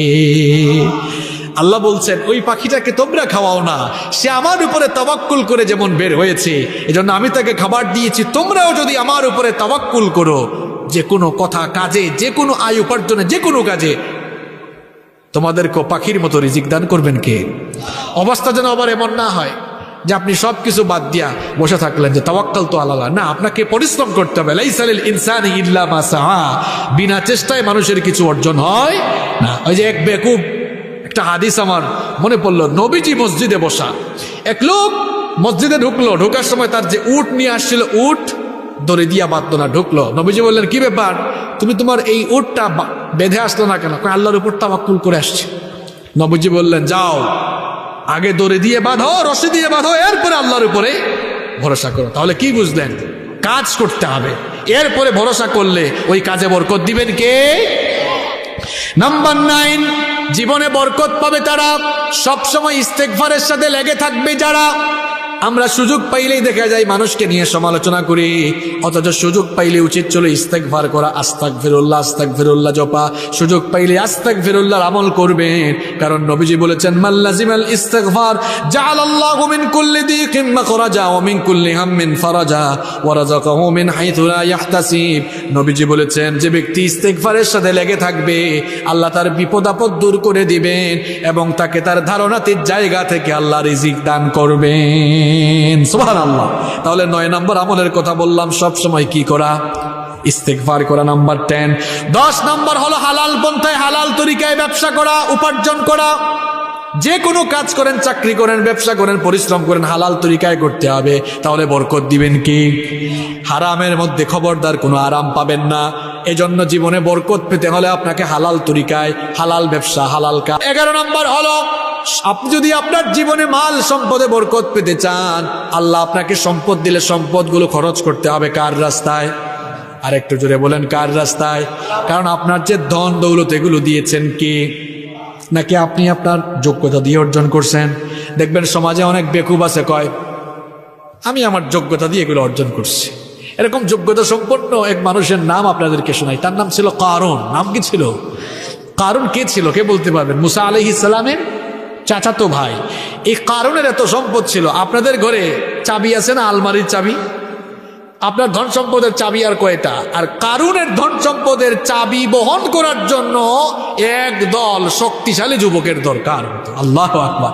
এত সম্পদ আল্লাহ তাকে দিয়েছিলেন। এরপরে তাকে বলা হলো, তুমি এই আল্লাহর দেওয়া সম্পদ আল্লাহর রাস্তায় খরচ করো। এগুলো আল্লাহ দেয় নাই, আমার নিজের যোগ্যতায় অর্জন করছি। দিল না। এরপর আল্লাহ কি করলেন? তার বিশাল অট্টালিকা, ধন সম্পদ চুক্কা তাকে মাটির নিচে গজব দিয়ে ধ্বংস করে দিয়েছেন কি? এই জন্য ধন সম্পদে যদি বরকত চান, তাহলে ধন সম্পদ আল্লাহর রাস্তায় দিতে হবে, আল্লাহর রাস্তায় খরচ করা লাগবে। আল্লাহর রাস্তায় ধন সম্পদ খরচ করলে ধন সম্পদ বাড়ে না কমে? ওই যে হইস না কো বাড়ে, হই যদি দেখি প্রমাণ দাও, শেষ, বন্ধ হয়ে যাবে মুখ। আল্লাহর রাস্তায় সম্পদ দিলে সম্পদ বাড়ে। কেউ যদি আপনার কোনো নাস্তিকেও যদি হয় বেকুব, বুঝাই দেয় কিলা বাড়ে। আচ্ছা মনে করেন, আমার দিকে তাকান সবাই, ভাইরা তাকান, যারা উঠছে এরা এমনিও বিষ উঠে, এরা ফুল হোনার লাগে না, এরা খাইতো আমি জানি। রিয়েল শ্রোতা কারা? এটা শেষ পর্যন্ত থাকে যারা, মাহফিলের রিয়েল শ্রোতা হলো তারা। মনে করেন আমার কাছে 1 লক্ষ টাকা আছে, এখন আমি 20,000 টাকা দান করলাম, বলেন বাড়লো না কমলো? জুড়ে বলেন না, বাড়লো না কমলো? কমলো। আল্লাহ বলছেন আমার রাস্তায় সম্পদ দিলে আমি বাড়াই দিব, অথচ বাস্তবতা বলছে না, বাড়ে না কমে। কেমনে বুঝাবেন আপনি? কেমনে বুঝাবেন আপনি যে আল্লাহর রাস্তায় দিলে যে বাড়ে? আমি কি বুঝাবো আপনাদেরকে? আয়াতটা তেলাওয়াত করি, পড়ে বুঝাই আগে। মনে করেন এই এলাকার একজন শিল্পপতি, অনেক ইন্ডাস্ট্রি ফ্যাক্টরি আছে, ওনার উপর জাকাত ফরজ। এখন হিসাব করে দেখলেন এই বছর ওনার জাকাত আসছে 2 লাখ টাকা। এখন 2 লক্ষ টাকা উনি অনেককে জাকাত দিলেন। এবার বলেন তো এই লোকগুলো যখন টাকা পাইলো, এদের চাহিদা বাড়লো না কমলো? বুঝছি, এরারে সিলেটি বাসাই কেন খোয়া লাগে বালা করে হই বুঝাই, এরা হিসাব এখন অঙ্ক চলে, অঙ্ক। আল্লাহর রাস্তায় সম্পদ দিলে আর না তো এরা টেকা দিত না, বুঝাই তুইব তো, আর না ওলা বই দিব টেকারে তৈরি, এখন না দিতাম না, বুঝতে না দিব। শোনেন, এবার মনে করুক আপনার এলাকাতে বিশিষ্ট শিল্পপতি, হিসাব করে 2 লাখ টাকা আইছে জাকাত, কত টাকা? 2 লাখ। এখন 2 লাখ টাকা দেন 20, 30, 50, 60 জনে দিলা বাটিয়া। এই 50, 60 জনের কাছে আগে টেকা আসিল না, এখন টেকা পাওয়ার বাদে চাহিদা, মানে তারা কাছে আগে কোনটা আসিল না, এরা কাছে টেকা আসিল না, তারা কিচ্ছু কিনতে পারছে না। এখন কিনার চাহিদা তারা বাড়ছে না কমছে? আচ্ছা, সবে ওলা মাতবা জবাব দিবা। মনে করুকা বাজারও আপনারা সবর দোকান আছে, উদাহরণ দিলাম, এটা সবর দোকান আছে আপনারা। এখন হোকা চাই জাকাত দেওয়ার কারণে আরো 50, 60 জন মানুষেরা, তো এলাকার আরো 50, 60 জন কাস্টমাররা তো ঠেকা গেছে কি, এখন বাজারও কাস্টমার আগের চাইতে বাড়বো না কমবো? দোকানও এবলা আপনারা বেচা কিনা বাড়ন না কমের? এখন দোকানও যেহেতু বেচা কিনা বাড়ের, আগে আপনি মাল আনতার টাকা থাকি, যে মাল আপনি আনরা বাড়ার পণ্য, এই পণ্যর চাহিদা এখন বাড়ছে না কমছে? আপনার ব্যবসা তো লালবাত্তি জ্বলছে, যেখান থেকে আনন হের ব্যবসা তো লালবাত্তি জ্বলছে। এখন দেখো কা বুঝুকা, যেখান থেকে আপনি আনেন পণ্য, হি ফাইকার ভাই এই বেটায় আবার পণ্য আনে সরাসরি ফ্যাক্টরি থাকি। এখন হে অর্ডার দিছে যে আগে যা মাল দিতে এখন দ্বিগুণ দেওয়া লাগবে, কারণ বাজারও কাস্টমার এখন বাড়ছে। ঘটনাক্রমে ওই ফ্যাক্টরির মালিক হইলা হেন যে 2 লাখ টাকা দিস, তো হেন হইলা হায় হায় হায়, ব্যবসা তো দেখি খুব ভালো অবস্থা, ঠিক আছে ফ্যাক্টরি আরেকটা বানাও। এখন ফ্যাক্টরি একটা আছিল আগে, এখন আরেকটা বানানি হল, আরেকটা বানাইলে এই ফ্যাক্টরিত এখন আরো মানুষের চাকরি দেওয়া লাগবো না লাগতো না? মানুষের কর্মসংস্থান ভালো না কমলো? বেটে আবার আরো ইনভেস্ট করলো, এখন ইনভেস্ট কিন্তু এমনি এমনি করেন, লাভ নিশ্চয়ই আছে। ঘুরে ফিরে দেখো কা আর একটা ইন্ডাস্ট্রি করছে, আগে যা ইনকাম করতো এখন দেখা যায়, আগে করছিল 1000 কোটি, এখন হয়েছে কত? 2000 কোটি। এবলা বুঝাই দিই, অঙ্কটা বুঝুকা। বেটায় কথারে দিছিল জাকাত, ইগুনতে জাকাতর টেকা পাইয়া দোকানদারের ব্যবসাত লাভ দৌড়াইছে। এরা আবার যার কাছ থেকে আনে হিতার ব্যবসাত লাভ, হেরা আবার যে ফ্যাক্টরি থেকে আনে বেটাই দিছে জাকাত, হেরও ফ্যাক্টরি একটা থেকে 2টা। তার মানে হচ্ছে আল্লাহ বলছেন বান্দারে তুই হিসাব নিকাশ জানিস না, তুই যদি আমার রাস্তায় খরচ করিস একদিকে খরচ করবি আর আমি চতুর্দিক থেকে তোর জীবনে বরকত দিব। সুবহানাল্লাহ। আমরা অনেকে বুঝি না আল্লাহর রাস্তায় দিলে আবার বাড়ে কেমনে। এই জন্য কোরআনে আল্লাহ চমৎকার একটা আয়াত বলেছেন, মাসালুল্লাযীনা ইউনফিকুনা আমওয়ালাহুম ফি সাবিলিল্লাহি কামাসালি হাববাতিন আনবাতাত সাবআ সানাবিলা ফি কুল্লি সুমবুলাতিন মিআতু হাব্বা। এবার আপনারা শোনেন, এই যে নেরাত বইছেন তার মানে দান খেতে হয়েছিল না? আল্লাহর রাস্তায় যারা খরচ করে তার উদাহরণ হইল জালার মতো বীজ। আমরা এলাকাত হয় আর কি, ওই যে দান রোয়ার আগে এইগুলারে কিতা ছিটাই যে জ্বালা করেন আপনারা। হ্যাঁ, আপনার অঙ্কটা বুঝুক। আল্লাহ কইরা আমার রাস্তায় যারা সম্পদ ব্যয় করে দান করে, উদাহরণ একটা জাল আল্লাহ খান। কিতা আল্লাহ খান? একটা। কয়টা? বুঝুকা বাবা, যুবক ভাই এখন বুঝুকা। এই জ্বালাটা আপনি জমিনও ফালাইলা, দান গাছ হইল কটা? মাতুকা একটা দান গাছ থাকি অনেকগুলো দেখবা ডাইনে ভাবে ডাল ফলা শাখা প্রশাখা হয় না নি, এর মধ্যে দান খাটবার সময় দেখবা একটা জ্বালা থাকি একটা গাছ হয়েছিল, এক গাছ থাকি দান হয় একটা না শত। বুঝুক আল্লাহ কইরা আমার রাস্তায় যারা দান সৎকা করে, উদাহরণ একটা বীজের মতো, যেই বীজ উঠার পরে 7টা দানা হয় আর 7টা শস্য দানা থাকি 700 দানা হয়, ঠিক তেমনি ভাবে একটা বীজ থেকে যেমন 700 দানা উৎপন্ন হয়, আমার রাস্তায় যে সম্পদ দান করবে 700 গুণ আমি তাকে বাড়িয়ে দিব। সুবহানাল্লাহ। তাইলে আল্লাহর রাস্তায় সম্পদ ব্যয় করলে বাড়ে না কমে? সম্পদ বাড়াতে চান কে কে? প্রশ্ন করা লাগবে না, আমি জানি ই খামো সব ডাট। এই কাজে যেহেতু সবাই আমরা আগ্রহী, আজকের মাহফিলটা হয়েছে মসজিদের উদ্যোগে। খাম আগে করি লাইতেনে আরো 5টা পয়েন্ট বাকি আছে, 5 মিনিটে হইলাম বাদে। এখন সবাই একটু পকেটের মধ্যে হাত ঢুকান। মসজিদের মেরামতের কাজ চলতেছে, এতক্ষণ হুজুর ওয়াজ করছে আল্লাহর রাস্তায় দিতে, সবাই বসেন। আমার পয়েন্ট কিন্তু বাকি আছে আরো কয়টা? 5টা। 5 মিনিটে শেষ হবে, এরপরে আমরা মোনাজাত ইনশাআল্লাহ।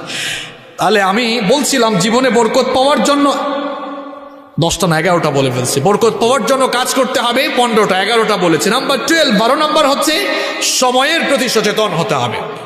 সময় সচেতনতা, ওনারা ওনাদের কাজ করুক, বাকিরা শোনেন। আমরা এখন সময়ের প্রতি গুরুত্ব দিই না বলে বরকত পাই না। দেখবেন যেই লিফলেটে, অনুষ্ঠানের কোনো লিফলেটে লেখা থাকে অনুষ্ঠান শুরু হবে 3টায়, পাবলিক বুঝছি এটা 5টায়, তার মানে আমরা সময়ের প্রতি সচেতন নই। আমাদের অবস্থা হলো এমন, 11টার গাড়ি কয়টায় যায় আমরা কেউ জানি না। ঘটনাক্রমে এক প্যাসেঞ্জার ঠিক 11টায় একদিন স্টেশনে হাজির হয়েছে, বসে আছে, যা হওয়ার হবে, যখন ছাড়ুক। দেখা গেল ঠিক 11টায় হুইসেল বাজছে, খুশি হয়ে লোকটা উঠছে, হায় হায় বাংলাদেশে এটা সম্ভব, টাইম মতোই তো দেখি চলে আসছে। উঠে যখন ব্যাগ টানতেছে আরেকজন হাত ধরছে, কয় ভাই বস, এটা গতকাল রাত 11টার ট্রেন, আজ রাত 11টায় আসছে। সময়ের প্রতি আমরা সচেতন হইনি বলে আমরা কাজে বরকত পাচ্ছি না। সময়ের প্রতি সচেতন হলে আপনার কাজের মধ্যে, জীবনের মধ্যে, রিজিকের মধ্যে, ঘরের মধ্যে, বাইরের মধ্যে বরকত দিয়ে দিবেন কি? নাম্বার 13 নাম্বার হচ্ছে জীবনে বরকত পেতে হলে বেশি বেশি শুকরিয়া করবেন কার? আল্লাহর নিয়ামত পাওয়ার পরেও যারা শুকরিয়া আদায় করে না, এদের কোনো কিছুতে বরকত থাকে না। আর আল্লাহর নিয়ামত পেয়ে যারা শুকরিয়া করে, এদের জন্য নিয়ামত আরো বাড়িয়ে দিবেন কি? আল্লাহ তাআলা বলছেন, লা ইন শাকারতুম লা আযীদান্নাকুম ওয়া লা ইন কাফারতুম ইন্না আযাবী লাশাদীদ।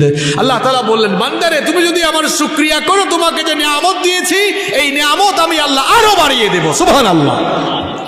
যা পেয়েছেন শুকরিয়া করবেন, বাড়িয়ে দিবেন কে? নাম্বার 14 নাম্বার হচ্ছে জীবনে বরকত পাওয়ার জন্য বরকতময় স্থান, বরকতময় সময়ের খুঁজে থাকতে হবে। দুনিয়ার সবচাইতে বরকতময় জায়গার নাম মসজিদ। সবাই জুড়ে বলেন, দুনিয়ার সবচাইতে বরকতময় জায়গার নাম কি? আজান হলে মসজিদে যাবেন, বরকতময় সময়গুলো কাজে লাগাবেন, যেমন জুমার দিন, রমজান মাস, লাইলাতুল কদর, জিলহজের প্রথম 10 দিন, মুহাররমের সিয়াম, আশুরার সিয়াম, এইরকম বরকতময় সময়গুলোকে কাজে লাগালে আপনার জীবনের মধ্যে বরকত দিবেন কে? নাম্বার 15 নম্বর হচ্ছে জীবনে বরকত পেতে হলে বরকতের দোয়া করতে হবে। দোয়া ভাগ্যকে পাল্টিয়ে দেয় এই দোয়া। কিছু চাওয়ার না থাকলেও আপনি আল্লাহর কাছে চান, কিছু চান আল্লাহর কাছে, আল্লাহ চাইলে খুশি হন। আল্লাহ বলছেন, বান্দারে আমার কাছে চাও, আমি তোমাকে দান করব। সুবহানাল্লাহ। 15টা পয়েন্ট মনে রাখতে পারছেন আপনারা? অনেক দামি দামি কথা কিন্তু চলে গেছে। এই 15টা কাজ করবেন, দেখবেন জীবনে সুখ শান্তি পাবেন, বরকত পাবেন। 1 নাম্বার কি বলছিলাম? সবাই বলেন না, যারা বলতে পারছেন না শুনে শুনে বলেন। 1 নাম্বার কি বলেছি? তাকওয়া। 2 নাম্বার কি বলেছি? কথা কাজের শুরুতে বিসমিল্লাহ বলা। বিসমিল্লাহর আমল করবেন তো আপনারা ইনশাআল্লাহ। এরপরে 3 নাম্বার কি বলেছি? 5 ওয়াক্ত নামাজ ঠিক মতো আদায় করা। নামাজ আদায় করবেন তো আপনারা। 4 নাম্বার বলেছি কোরআনের সাথে সম্পর্ক বৃদ্ধি করা। 5 নাম্বার বলেছি সালামের প্র্যাকটিস করা। 5 নাম্বার কি বলেছি? সালামের প্র্যাকটিস করা। 6 নাম্বার বলেছি মা বাবা এবং আত্মীয় স্বজনের খোঁজখবর রাখা। আরে বাপরে বাপ, মা বাপ পড়াশোনা করাইলো, সিলেট টাউনে মৌলভীবাজারে গিয়ে বাড়ি করছে, মা বাবার আর খোঁজখবর রাখে না। এরকম নাই, আছে? মা বাবার খোঁজখবর রাখবেন, আত্মীয় স্বজনের খোঁজখবর নেবেন। নাম্বার 7 নাম্বার হচ্ছে সকাল সকাল কাজ শুরু করা। মাশাআল্লাহ, অনেকের মনে আছে। 8 নাম্বার কি বলছি? আল্লাহর উপরে তাওয়াক্কুল করা। 9 নাম্বার বলেছি সব সময় কি জপা? ইস্তেগফার জপবেন সব সময়। এরপরে নাম্বার, এই যে ঘুমাতে যাবেন সাইয়্যিদুল ইস্তেগফার করবেন। জানেন নি সাইয়্যিদুল ইস্তেগফার কিটা? এটা ফুরিয়া ঘুমাইবা, সকালের আগেই যদি মারা যায় আল্লাহ বিনা হিসাবে জান্নাত দিবা। সুবহানাল্লাহ। ঘুম থেকে উঠে আবার সাইয়্যিদুল ইস্তেগফার, সন্ধ্যা হওয়ার আগে মারা গেলে আল্লাহ জান্নাত দিবা। সুবহানাল্লাহ। এরপরে 10 নম্বর আমল হালাল তরিকায় উপার্জন, ব্যবসা নয় খালি, হালাল তরিকায় উপার্জন করা। 11 নম্বর সাদকা করা, দান করা। করবেন তো ইনশাআল্লাহ? আমার মা বোনরা অনেক সময় একটা প্রশ্ন করেন যে হুজুর আমরা তো সব সময় বাইরে থাকি না, আমরা কেমন সাদাকা করব। মা বোনদের উদ্দেশ্যে একটা টিপস দিয়ে যাই, সবাই ঘরের মধ্যে একটা বাক্স বানাবেন, বক্স বানাবেন। আপনি কি করবেন, অল্প অল্প টাকা বক্সের মধ্যে রেখে দিবেন, জমায় রাখেন। অনেকে লন্ডন থাকেন, আমাদের কাছে প্রশ্ন করেন অনেকে যে হুজুর আমরা তো লন্ডন থাকি, অনেক সময় দান করার মানুষও পাই না, ওখানে দান খাবে এমন মানুষ, আমরা কি করব। আমি বলবো আপনাদেরকে, আপনারা একটা বক্স তৈরি করেন, বক্সের মধ্যে টাকা জমান, এরপরে হঠাৎ সুযোগ পাইছেন এটা আপনারা দিয়ে দিবেন ইনশাআল্লাহ। নাম্বার 12, 12 নম্বর বলেছি সময়ের মূল্যায়ন করা, সময় মতো সব কাজ করা। 13 নম্বর বলেছি বেশি বেশি শুকরিয়া জানানো কার। এরপরে 14 নম্বর বলেছি বরকতময় জায়গা এবং বরকতময় সময়ে বরকত তালাশ করা। আর 15 এবং সর্বশেষ বলেছি বরকতের জন্য কার কাছে দোয়া করা। এই 15টা আমল, শুধু ওয়াজ শুনলে হবে না, যা কথা বলি আমরা এগুলো আমল করার দরকার আছে না নাই? এই 15টি আমল করার তৌফিক আল্লাহ তাআলা আমাদের সবাইকে দান করুন।